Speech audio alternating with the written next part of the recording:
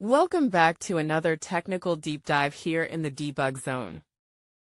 Today, we're tackling a big question and breaking it down with insights from other users. Hopefully this clears up some misconceptions and helps you get the answer you need. So buckle up, stay a little curious, and let's jump right in.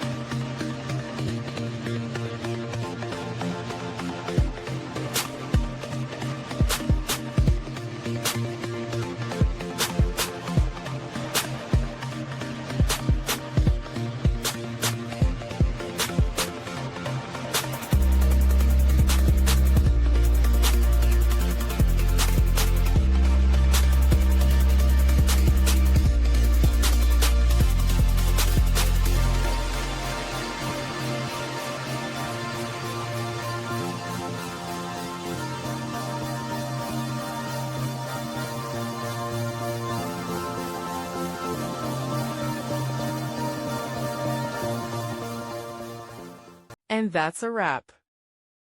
I hope you found the answer you were looking for. If you did, take a second to hit that subscribe button. It really helps out. And let me know in the comments which solution worked best for you.